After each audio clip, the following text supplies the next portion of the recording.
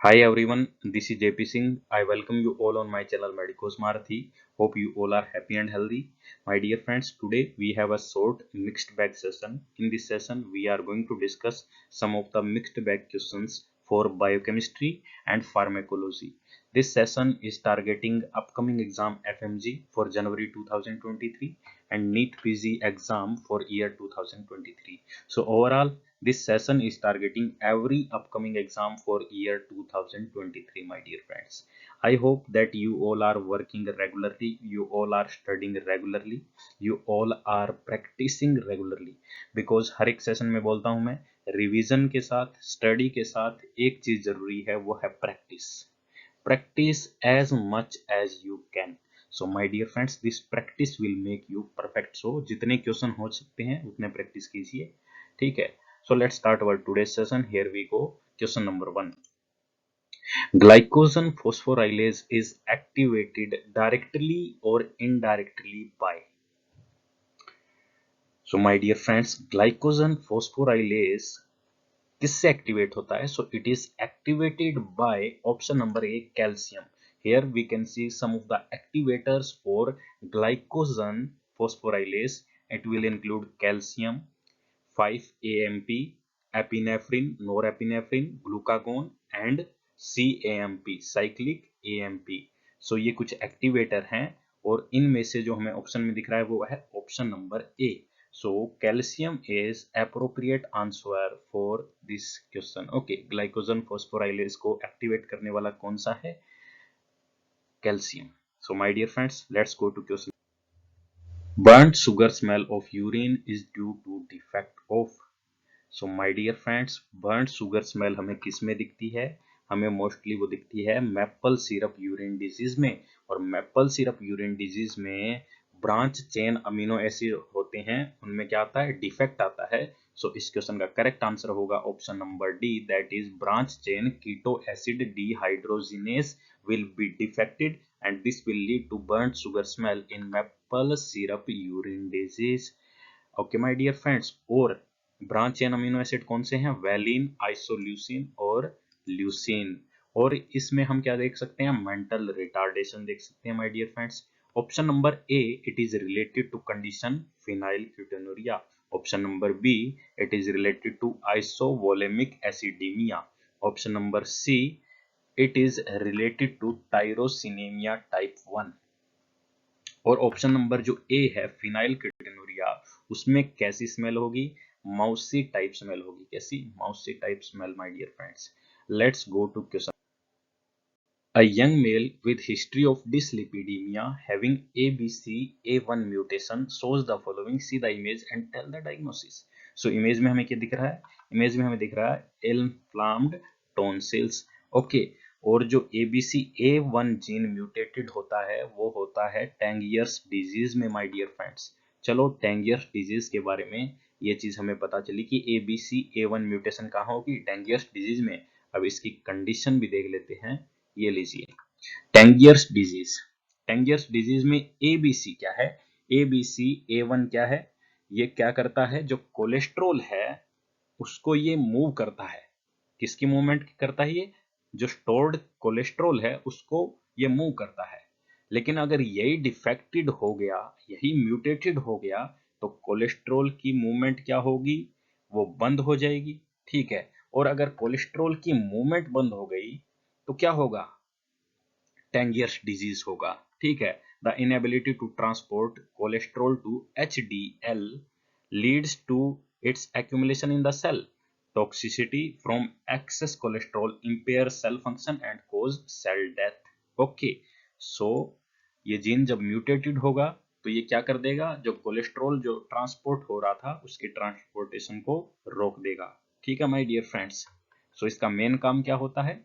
ये जो stored cholesterol है उसका ही क्या करवाता है? ट्रांसफर करवाता है. लेकिन अगर यही म्यूटेटेड हो गया तो कोलेस्ट्रॉल ट्रांसफर होगा नहीं. ठीक है my dear friends. Cystic fibrosis is caused by which of the following deletion. So my dear friends, cystic fibrosis किस डिलीशन की वजह से होने वाला है? So it is going to happen because of phenylalanine at 508. So इसकी deletion का reason क्या है? Option number B. Option number B, it is going to be deleted. Okay, phenylalanine at 508 will be deleted and it will lead to cystic fibrosis, my dear friends. A 57-year-old man was brought to hospital with complaints of dizziness, breathlessness. He has a history of intake of amiodarone, metoprolol, verapamil, lisinopril, amlodipine.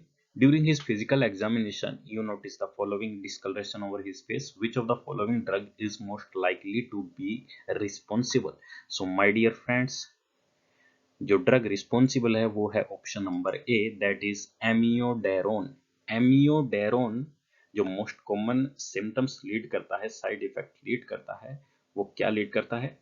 एक तो ये lead करता है discolouration, ठीक है. सो इसमें most common क्या है साइंस जो हम देख सकते हैं साइड इफेक्ट, वो है फोटोसेंसिटिविटी. ओके, फोटोसेंसिटिविटी को इफेक्ट करेगा, पिगमेंटेशन ऑफ स्किन होगा, prolong action, potential duration, okay, peripheral neuropathy, pulmonary alveolitis and fibrosis. Peripheral conversion of T4 to T3 is inhibited, which will lead to hypothyroidism. So you can remember this side effect by 6P, that is prolonged action, potential duration, photosensitivity, okay, pigmentation of skin, peripheral neuropathy, pulmonary alveolitis and fibrosis, and it can affect peripheral conversion of T4 to T3. So my dear friends, let's go to question number. A patient is on phenytoin for a seizure disorder. He was prescribed sucralfate 4 times a day for peptic ulcer. What should be the minimum duration between consumption of two drugs? So my dear friends, अगर किसी patient को सुक्रालाफेट prescribe की गई है तो उसमें अगर antacid patient ले रहा है तो उसमें वो 30 मिनट्स के बाद ले सकता है. अगर वो खाना खा रहा है तो 60 मिनट्स के बाद खा सकता है. लेकिन जो ड्रग्स का कंजप्शन है उसके बीच में गैप मैक्सिमम कितना होता है, मिनिमम गैप कितना होता है? मिनिमम ड्यूरेशन होती है 2 आवर्स की. So the correct option for here will be option number D. Okay, option number D क्या है? 120 minutes. So 120 minutes will be correct answer here, my dear friends. Let's go to question number 7. Administration of which of the following drug would increase the bioavailability of sequanavir? Sequanavir की bioavailability कौन सा drug increase कर देगा my dear friends? That will be option number A, ritonavir. Ritonavir will play an important role in increasing bioavailability for sequanavir. So my dear friends, correct answer for this question will be option number A. A drug has an elimination rate constant of 0.05 per hour. What is its half life? So जिस drug का elimination rate कितना है 0.05 पर हावर है, उसका half life कितना होगा my dear friends? The correct answer for this question will be option number C, that is 13.9 hours.